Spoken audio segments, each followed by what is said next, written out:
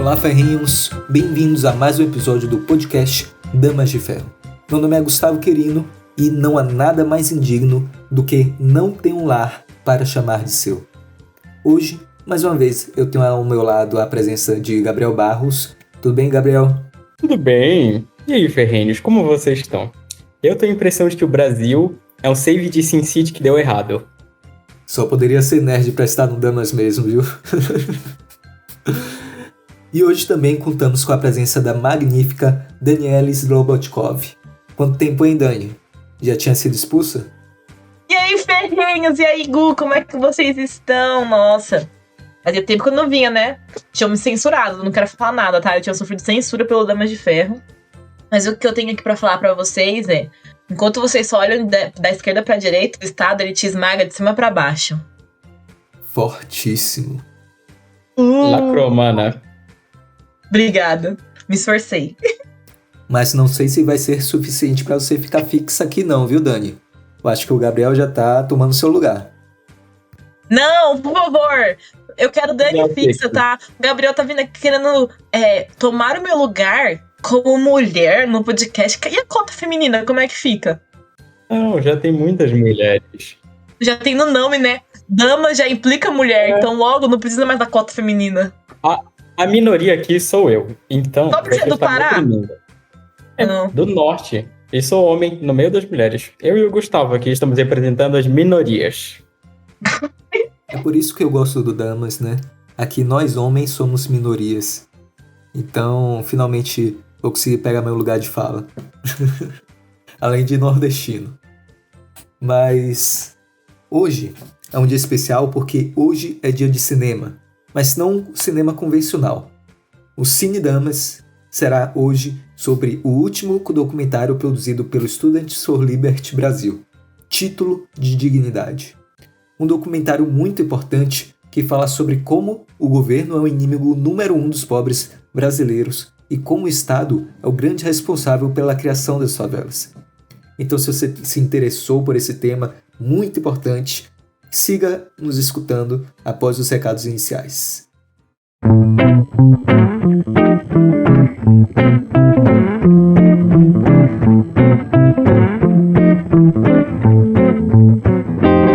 Vocês estão nos recados imperdíveis do Damas e venho avisar que se você ainda não está seguindo Damas de Ferro em todas as plataformas, você está perdendo.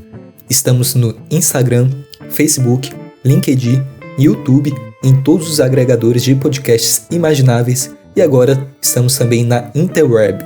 Então nós temos o nosso site que é www.damasdeferro.com.br, onde temos nosso blog e demais informações sobre o projeto.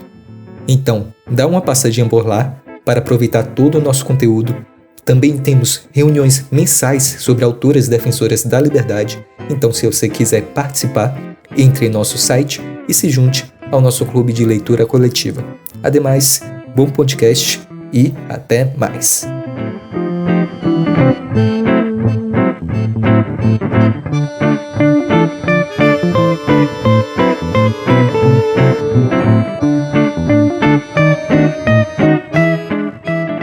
Nós temos muita coisa para falar hoje, mas eu acho que a gente pode começar do começo, não é, Gabe?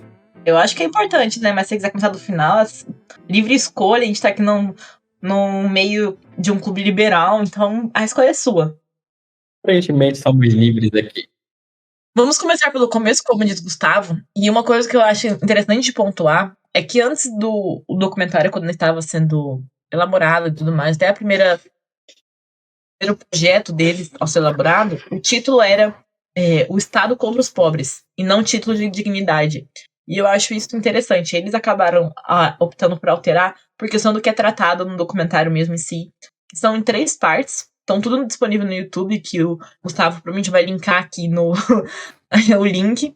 São 3 episódios de cerca de 20 minutinhos cada. É uma coisa rápida de assistir e é muito palatível de assistir, porque você ouve entrevistas de pessoas que cresceram na comunidade e viram como que é a vida na comunidade.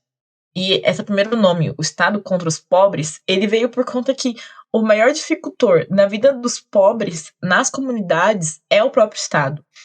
E aí, quando houve a inversão do título do documentário de o Estado, de Estado contra os pobres para título de dignidade, foi essa mudança de perspectiva. Que quando a gente coloca o Estado contra os pobres, a gente soa algo que por muitas pessoas que são da ala esquerda, que militam pelo progressismo, como algo pouco aceitável. Só que quando você coloca título de dignidade, a gente traz para o debate a importância da propriedade privada. Porque quando você assiste o documentário nas 3 partes, e eu acredito que a gente vai tratar elas de cada, a parte 1, a parte 2, a parte 3, a gente percebe que um dos maiores bens uma pessoa humilde, de comunidade, pode ter é a casa que ele mora. E quando ele tem o título da propriedade privada dessa casa, ele retorna a ter dignidade. Por isso que virou-se esse título. Então, o título refere-se ao título de propriedade que os favelados e as pessoas de comunidade não têm, e que não têm grande em parte por conta do Estado. E aí eu faço começar do começo que o Gustavo falou, de o porquê desse título e o porquê da troca, porque eu achei interessante quando eles optaram por trocar o nome do documentário de Estado contra os Pobres para título de dignidade. Porque realmente, se a gente vai conversar sobre isso, e os ferrenhos vão entender, e o título de propriedade privada, ele é tão importante, mas tão importante que ele está atrelado à dignidade da pessoa humana.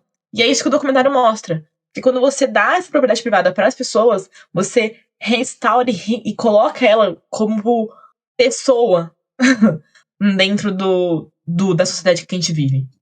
Eu acho legal essa troca de título, porque ela dá uma carga propositiva à própria carga do documentário em si. Então, por mais que o documentário acabe entrando a questão do Estado, de fato, contra os pobres, a métrica que o documentário segue é muito, muito mais de que não é necessariamente tudo uma porcaria e todo mundo que mora na favela, meu Deus, acabou.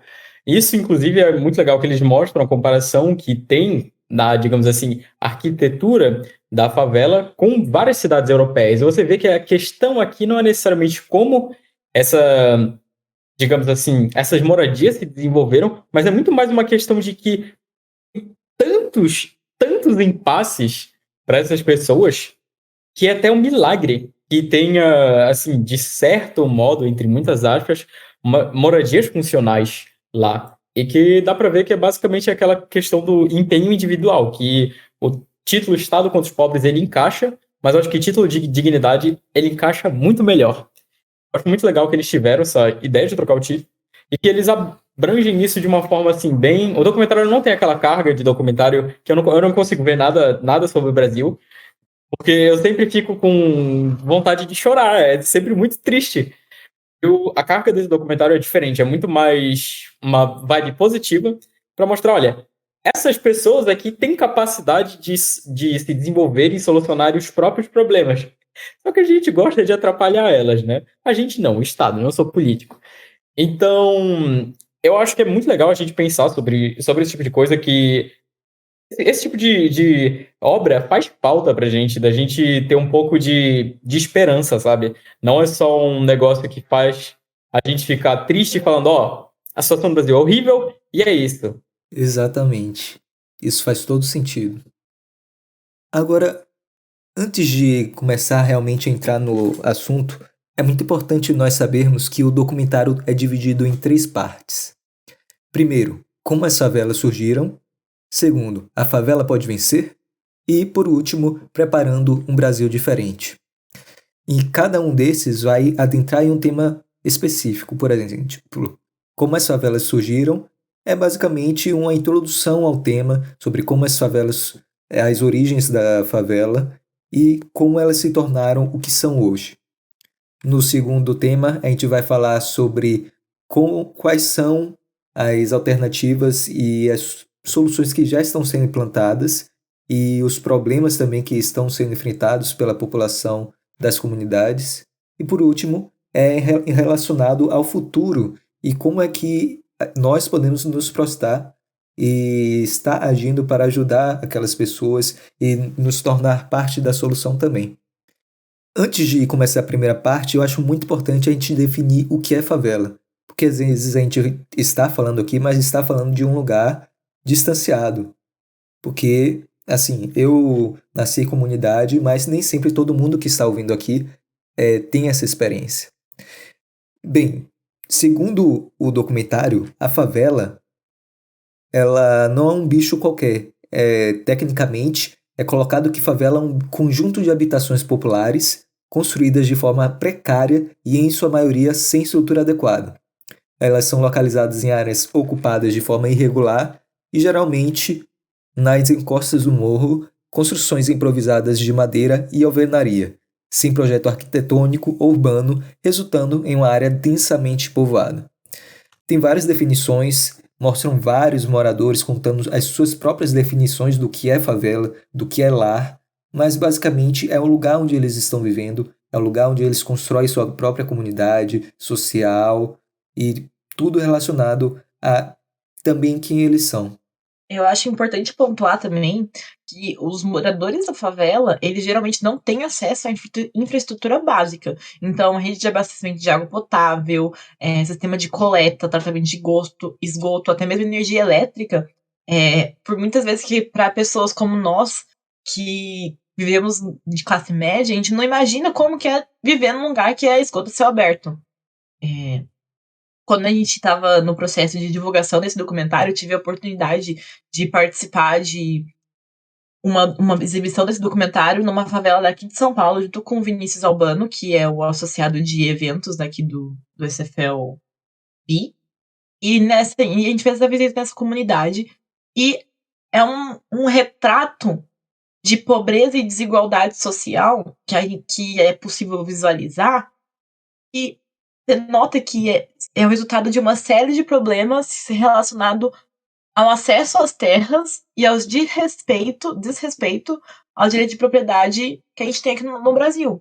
Porque quando eu falo que realmente esses moradores não têm acesso à infraestrutura básica, você vai entrando, você vai vendo desde coisas gritantes, como, por exemplo, o esgoto a céu aberto, uma casa de alvenaria que você vê as roupas penduradas, roupas de criança, você vê que crianças moram lá, e às vezes a mãe aluga aquele barraco, então ela tem que pagar pra morar num lugar que não tem o mínimo de condição.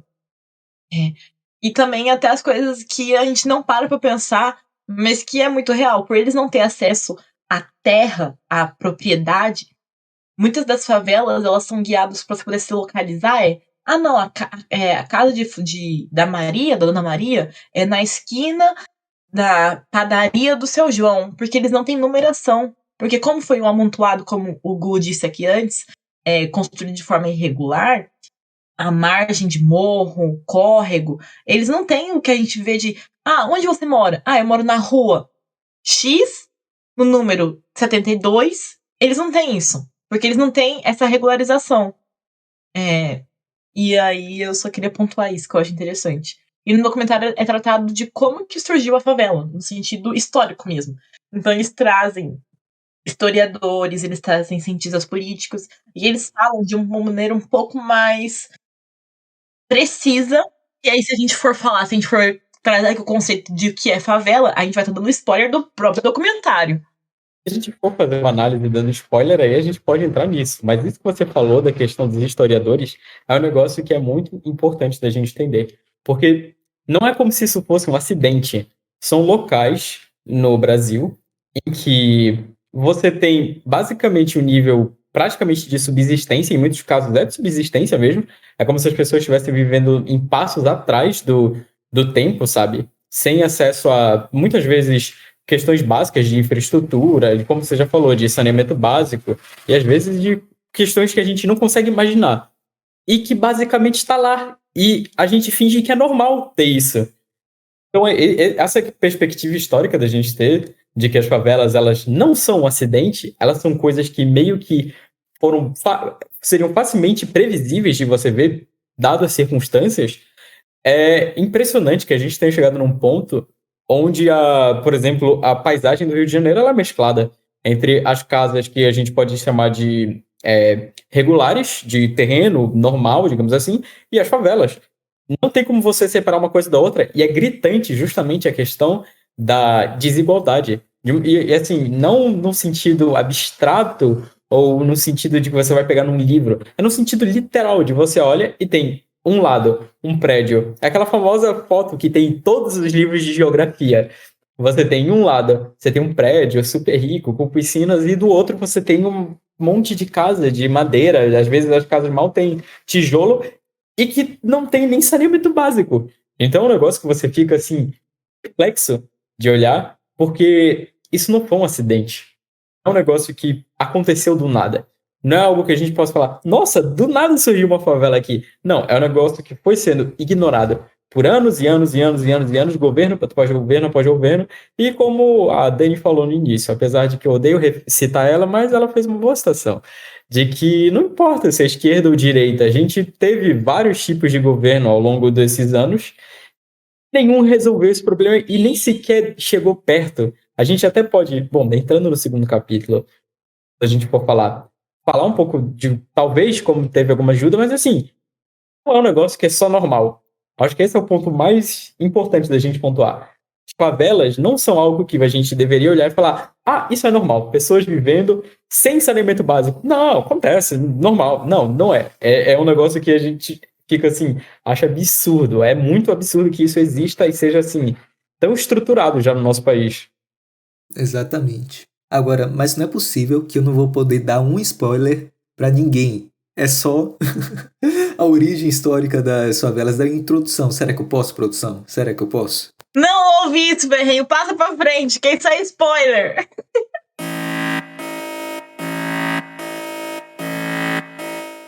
E onde surgiram as favelas?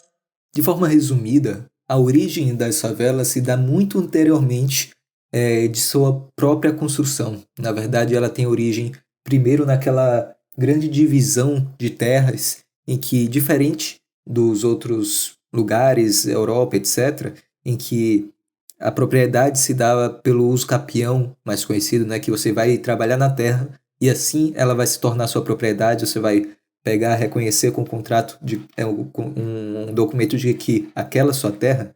Na verdade, o Brasil foi dividido em uma série de terras em que foram dadas ou compradas, mas não foram trabalhadas.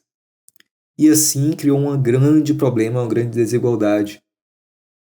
E aí veio um problema também em 1950 do êxodo rural, em que houve uma expansão de migração do interior para as cidades. E assim houve uma necessidade também de moradias para aquelas pessoas que estavam sem local. Então, juntou dois eventos importantíssimos. O êxodo rural e anteriormente também, três na verdade. O êxodo rural, a questão da divisão das terras do Brasil e um evento muito triste, mas que foi essencial na formação das favelas, que foi a escravidão, mas especificamente a liberação e a Lei Áurea, e que quando foi libertos os escravos, na verdade não havia um projeto de pós-abolição. Então eles ficaram sem casa também, com um grande espaço para que necessita ser ocupado, e eles foram desenvolvendo, trabalhando, construindo suas casas. E assim também de forma desordenada, porque não havia ninguém que desse o apoio que eles deveriam ter após anos de opressão. Então esses três aspectos foram fundamentais para a criação das favelas. Tipo, isso é interessante de você ver. E o surgimento das favelas vai estar diretamente relacionado com um tipo de antiliberalismo. Essa era a ideia original do projeto abolicionista, de você passar as terras para os escravos. Se eu não me engano, tinha um projeto de arrendamento de terras do André Rebouças, que estava ligado a isso. Tinha uma base totalmente liberal de que, bom, as pessoas precisam de terra para produzir. E é muito interessante você ver como já desde o início o Estado fez possível para atrapalhar a vida das pessoas, ele fez. Porque, tudo bem, essas pessoas foram, então, basicamente, primeiro foram para os cortiços e depois expulsas do centro da cidade, elas foram para as periferias e aí acabaram se assentando nos morros. Tudo bem. Mas aí você, obviamente, vê que dentro dessas circunstâncias, elas conviviam e viviam em condições que eram basicamente insalubres, e começou a surgir vários tipos de problemas de saúde. E aí, desde esse momento, você já tem algumas explicações para isso que são extremamente absurdas, que são todos os tipos de teoria eugenistas que vêm surgir para dizer que os problemas eram relacionados ao povo, digamos assim, eram relacionados às pessoas, não às condições. Você vai ter as tentativas de solucionar isso também de formas que são mirabolantes, como aqueles projetos que são sanitaristas, e aquela ideia de vacinação obrigatória, de você ter que vacinar as pessoas obrigatoriamente, de pensar, olha, se essas pessoas estão vivendo... Negacionista! Se essas pessoas estão vivendo sobre regime dificultoso, só obrigar elas automaticamente como animais. Aquela circunstância específica. Mas o ponto não é nem esse. O ponto é que desde o início, assim, o Estado brasileiro via essas pessoas como animais. Era basicamente isso. Não viam como seres humanos. E o pior, nem sequer fez o possível para reconhecer essas terras. A gente vai chegar a isso mais tarde, mas seria o mínimo que essas pessoas poderiam ter. Mas não só foram atrapalhadas, como também elas tiveram o azar, digamos assim, de pegar um governo que... Um governo não, o Estado brasileiro sempre fez isso, mas de tratar elas como se fossem animais. Então, é um negócio que, assim, tudo que poderia dar de errado, deu para essas pessoas. Exatamente isso. E foi vamos dar um golpe aqui na monarquia, vamos excluir o projeto de abolição, de pós-abolição, e olha no que deu, né? E é bem esse olha no que deu que leva pra gente pro segundo episódio. Que é um retrato de como é a situação das favelas hoje em dia. E de o que seria ou não moradia digna. Eu acho que começa a sair... Porque esse primeiro episódio que a gente acabou de falar um pouco, inclusive, se vocês sentiram que tomaram spoilers, é culpa do Gustavo, eu tentei impedir. Ele trata um aspecto mais sociológico e histórico. O segundo episódio, ele vai pegar um aspecto um pouco mais atual. Tem várias conversas com moradores, com favelados que saíram de lá para o empreendedorismo, e o retrato de como é o dia a dia na favela e qual é a importância de ter uma moradia digna. E aí, nesse sentido, mais moradia digna, eles falam esse conceito lá no comentário, é aquela que os moradores têm acesso a bens indispensáveis, como terra, água, um meio ambiente equilibrado e também acessos a serviços bem públicos, como coleta de lixo, energia elétrica, sistema de esgoto, que tudo isso é importante pontuar. Se aquela terra não existe para o Estado, como que isso vai passar um sistema, uma Sabesp? Como que ela vai entrar lá? Não entra. Isso é muito interessante. Então, a moradia digna, ela serve como um abrigo em condições adequadas de ocupação para que os moradores possam viver sem medo de serem removidos de forma inesperada e indevida. Então, o que acontece muito, e quando a gente estava passando no documentário lá aqui na favela de São Paulo, era que quando a gente terminou de passar o segundo documentário, vieram várias perguntas, da segunda parte, no sentido de tipo assim, beleza, vocês estão aqui vindo falar, é bonito, é lindo, mas e aí? O que a gente faz? E aí isso entra pro terceiro episódio, né? Então eu vou me interromper e deixar vocês falarem um pouco. Essa questão que você falou da segurança jurídica da pessoa saber que a terra é dela, isso leva a uma ideia de preferência temporal.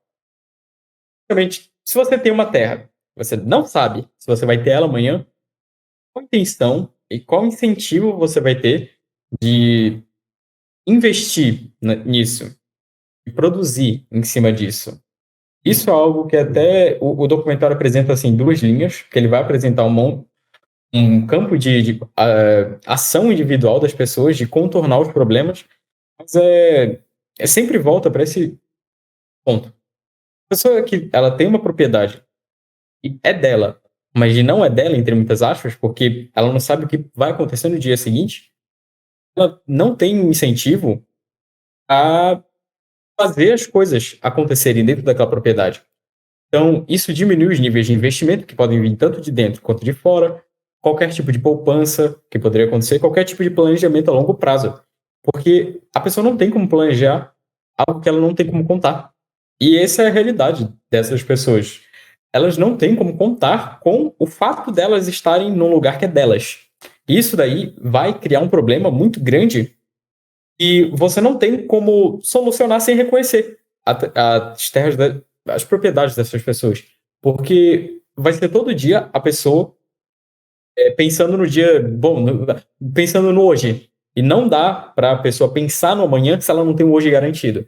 E você cria esse problema quando você não tem o acesso à sua terra.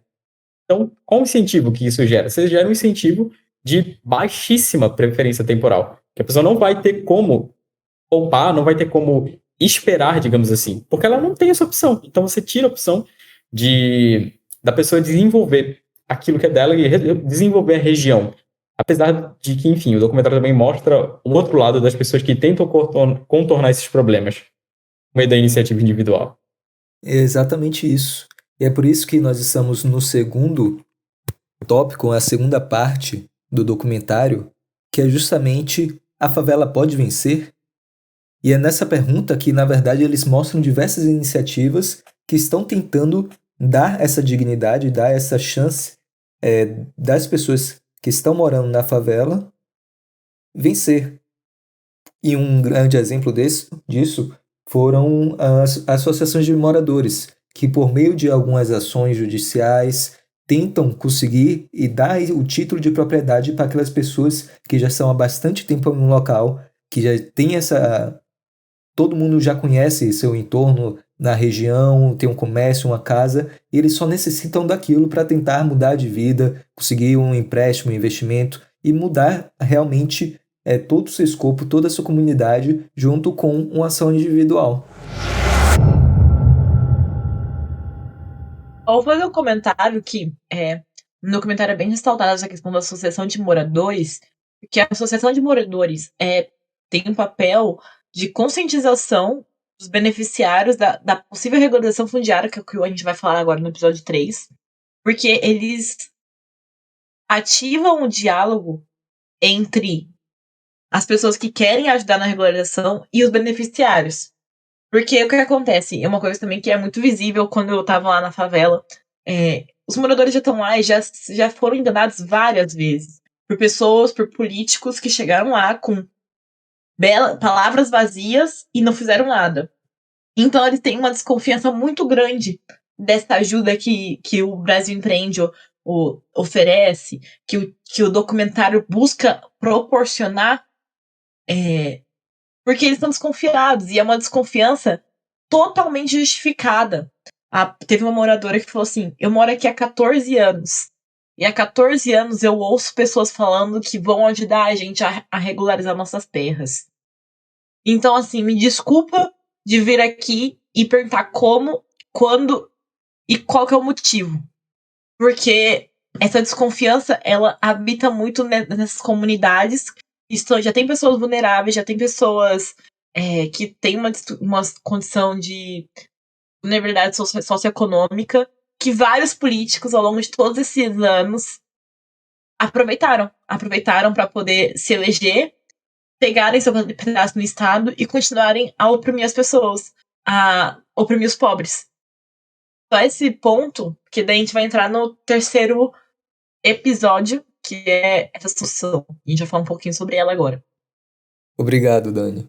E é aí que a gente puxa o gancho para a terceira parte do documentário, em que nós falamos: ok, nós temos muitas dificuldades, a nossa situação é muito difícil, nós já temos décadas de opressão, décadas de o Estado não ligar para os pobres, na verdade somente atrapalhar eles, impedir deles se desenvolverem com a sua segurança jurídica. E nós temos agora a possibilidade de mudar essa situação. São ações reais, concretas, que nós podemos fazer para ajudar a vida dessas pessoas. E é isso que o terceiro episódio mostra. Essas ações, essas possibilidades de um futuro que seja um futuro melhor e que possa ajudar de alguma forma a vida dessas pessoas. Eu acho que o terceiro episódio é o que fala, então, galera. Vamos começar fazendo reforma tributária. É um negócio que, nossa, eu não tenho palavras para falar o quão maluco é o sistema tributário do Brasil. Parece que foi escrito assim por uma pessoa que tava louca, que tinha cheirado 30 carreiras de cocaína na hora e falou: não, eu vou fazer o negócio mais insano possível. Eu acho que isso, só de mudar isso, já faz uma mega diferença no Brasil, porque para qualquer pessoa que já precisou fazer qualquer coisa que envolvesse tributação, imposto no Brasil, é um negócio que você fica tipo assim, não, pera, porque quando você vai perguntar para alguém que sabe do assunto, ela vai dizer, eu também não sei, e ninguém sabe. E você fica tipo assim, e agora, o que eu faço? Então, eu acho que o terceiro episódio ele tem essa... Acho que, na minha humilde opinião, ele é o episódio que dá mais esperança e ele, pelo menos, dá um caminho. Ele apresenta várias coisas que a gente pode fazer e são coisas, assim, são coisas bem macro em relação ao Brasil, mas também não é nada impossível, não é nada que você não consegue imaginar acontecendo. Eu acho que o terceiro episódio ele vai tocar bastante forte no ponto da regularização fundiária e de como isso pode ser feito. E eu acho que esse, digamos assim, esse bolo que o terceiro episódio vai apresentar pra gente, que é a questão de que, olha, existe uma solução. A gente não precisa só apontar o problema e falar que lá não é... Existem pessoas capazes de solucionar, mas que dá para solucionar. Eu acho que isso é mais importante, porque brasileiro é muito, sei lá, a gente é muito cínico e cético em relação às coisas. Então a gente fica, cara, não vai dar certo. A gente tá no Brasil. Nada dá certo aqui. Por que isso ia dar? Eu acho que o terceiro episódio ele é perfeito para finalizar essa jornada do herói mostrando assim, para resolver. A gente precisa, obviamente, de paciência e de muita perseverança, mas dá para resolver. E eu acho que essa é a lição que a gente pode tirar assim, do máximo do documentário, além das propostas, é que ele já tem um plano bem desenhado, que basta a gente seguir, tipo, só isso. A gente já estragou um monte de coisa. Vamos seguir esse plano direitinho e isso, a situação tende a melhorar bastante.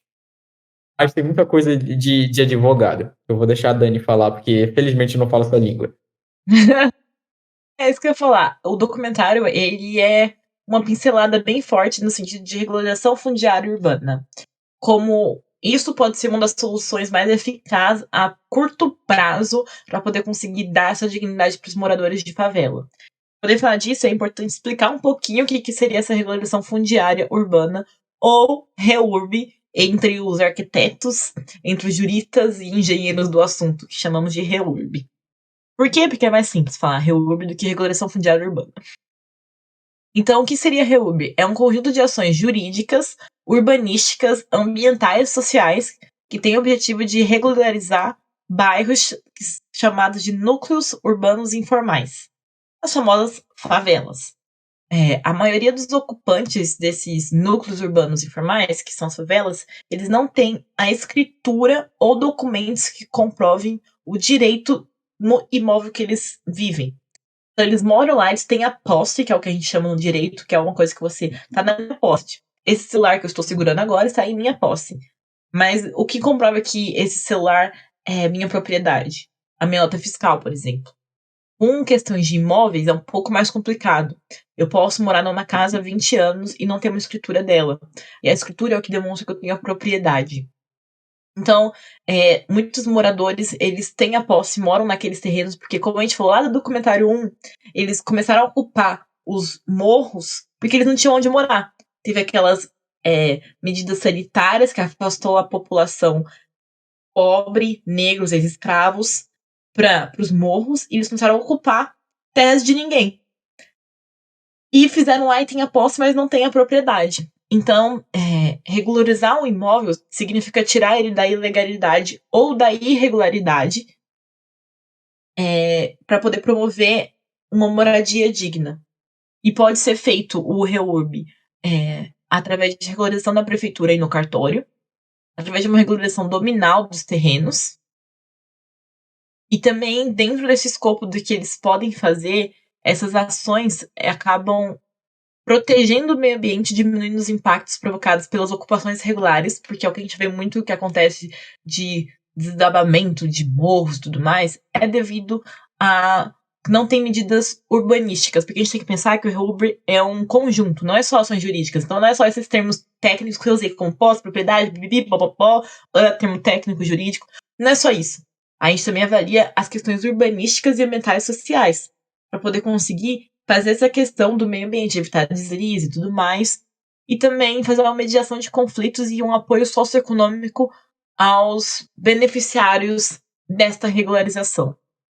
Então eu acho que explicando assim um pouquinho de jeito um pouquinho informal, dá para entender o que é REURB e por que seria importante realizar isso.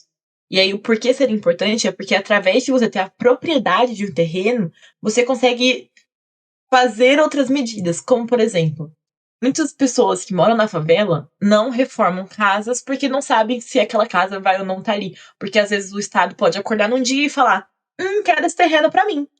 E sai daí porque esse terreno é meu, é terra devoluta, é terra do Estado, terra de ninguém é terra do Estado. Onde já se viu, né? Então, como eles não têm a certeza que eles vão ter aquilo pra poder morar lá pra sempre, eles não têm um porquê de melhorar a qualidade de vida de onde eles moram. Então, eles acabam morando em condições abaixo do mínimo. Então, é por isso que a gente frisa tanto... Ah, gente, olha, eu tô me incluindo, né? É por isso que o documentário frisa tanto a importância de dar o título de propriedade. Porque quando você dá ele, você dá a oportunidade da pessoa se sentir como parte da sociedade. E sentir que, não, esse daqui eu sei que é meu. E eu sei que é meu, e eu sei que ninguém vai tomar. E se o Estado tentar tomar de mim, eu tenho um título que demonstra que essa terra é minha. Perfeito. É isso mesmo. E agora eu queria fazer já que a gente já fez todo um apanhado geral do documentário, eu queria saber de vocês. Será que existe alguma forma de ações individuais nossas ajudarem de alguma forma a resolver esse problema, nem que seja um pouco? Existe algo que nós possamos fazer para ajudar nesse combate à pobreza e dar dignidade, ajudar a dar dignidade a essas pessoas? A primeira coisa que a gente precisa entender, e que é algo que o documentário frisa bastante, é entender que o pessoal da favela, como eu já falei no início, eles não são animais. São pessoas normais que nem a gente, e que a favela não é uma subsociedade, digamos assim. Eu acho que esse é um problema aqui, e isso é algo que o documentário faz questão de mostrar, que são pessoas que estão, elas próprias são capazes, elas não, digamos assim, não são coitadas. E tratar as pessoas da favela como coitadas já é um problema por si só. Elas não são. Elas são pessoas que, e isso é bem claro, a gente faz mais atrapalhar. Então é aquele famoso ditado, é muita ajuda que não atrapalha. Então, isso que a Dani falou, da reurbanização e do próprio reconhecimento das terras, já faz uma diferença absurda, que é você tirar o Estado das costas dessas pessoas. Acho que todo tipo de medida que afastar o Estado daquela região ajuda muito, vai ajudar muito. E fazer com que o Estado, caso vá ter qualquer tipo de intervenção lá, ele vai aparecer só para reconhecer as coisas que já são deles. E isso é algo também muito bem especificado no documentário. Eles não precisam da gente, a gente só atrapalha. Então, se a gente parar de atrapalhar, a gente no sentido Estado, Estado parar de atrapalhar... É isso que eu ia falar, a gente se sente de Estado. A gente e eu não sou Estado. Sou político, então não sou eu. Se o Estado parar de atrapalhar... A gente é o Gabriel, gente. Então, ó, todo o problema do mundo da propriedade privada tá por conta do Gabriel Barros, que mora em Belém do Pará. Você achava que alguém do Belém do Pará não poderia impactar tantas pessoas? Desde Joelma, estamos enganados, porque Gabriel Barros impactou. Fake news. Fake news. Vou mandar vocês para STF. Não, muito ajuda que não atrapalha. Com ferro será ferido. Antes sofria, hoje sou fria. Acalma o mar, mar calmo. Muita ajuda que não atrapalha, é isso. A gente tem que parar. A gente não, o Estado. Autocrítica, Gabriel? Muito. O Estado tem que parar de atrapalhar. Não, nada a ver, nada a ver, nada a ver.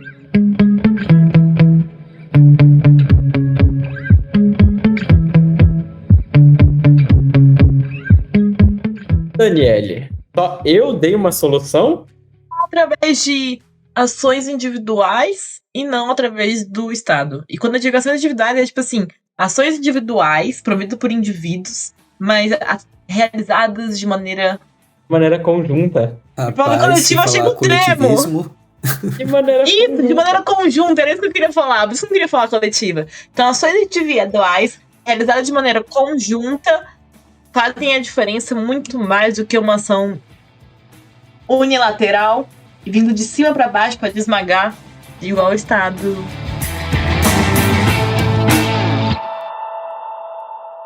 Bem, nós estamos chegando no final e eu agradeço muito a todos vocês que contribuíram, né, para nossa conversa, nossa discussão.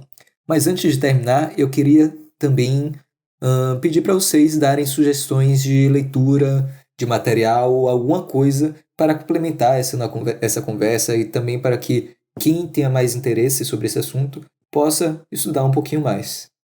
Se vocês quiserem, eu vou começar. Ah, não, o livro não. Quem não conhece essa de abrir o livro? Eu tenho 2 indicações, na verdade. Uma é Como as Nações Fracassam, que fala justamente sobre a questão da importância de instituições inclusivas e não exclusivas, e que, por mais que não seja diretamente sobre a fragilidade social, formação de favelas, vai sim impactar na vida dessas pessoas, e acho que é muito importante as pessoas tenham esse arcabouço teórico, até esse conhecimento sobre como é que as nações fracassam, como é que elas enriquecem, e essa é uma boa pedida. E um segundo livro que eu acho muito interessante é Máfia dos Mendigos. Esse livro não é um livro de economia nem nada, é um livro sobre a experiência de um pastor que ele morou nas ruas, ele viveu em comunidade, por mais que seja totalmente diferente as ruas da metrópole para as periferias, as favelas, eu acho que tem algumas lições interessantes que a gente pode tirar de lá e como nós podemos também individualmente ajudar essas pessoas. Tenho uma indicação para fazer, que é mais uma indicação geral. Ouçam samba. É muito bom para entender como, principalmente a questão histórica da favela veio se desenvolvendo. Então, desde Cartola até Novos Baianos, que era um grupo carioca. Então, eu acho que essa parte cultural das favelas é muito forte. Você tem vários artistas assim de peso que vieram das favelas. Então, o Brasil ele tem uma produção muito grande de pessoas mesmo das favelas. A gente pode falar e passar o dia inteiro falando disso. Que pode falar tanto dos artistas da música, atores, jogadores de futebol. Então, a gente olhar os produtos, as pessoas que saíram da favela. Se for para indicar um álbum, não necessariamente que fala sobre isso, mas é um álbum de samba, como eu falei de samba, Acabou Chorar e Novos Baianos. Excelente, escutem. Então a minha indicação vai ficar para um viés mais técnico-jurídico. Se você é da área e quer entender um pouquinho melhor sobre como funciona a REURB, entender como que é os procedimentos, requisitos, quem é legitimado, como que faz as coisas, tudo mais, eu vou indicar o livro do Altivo Ovando Júnior. E o nome é bem simples, Regularização Fundiária Urbana, Comentários à Lei 13.465 de 2017.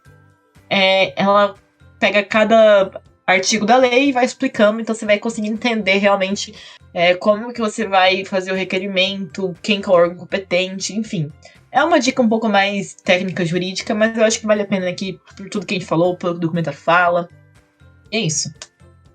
Perfeito. Adorei cada uma das indicações de vocês. Vou sim ouvir o que o Gabriel falou e vou pensar se eu compro... Brincadeira, não vou comprar. Mas vou pensar se eu olho mas o PDF, legalmente falando, da Dani. Me salva, Dani. Me representa. Mas é isso, gente.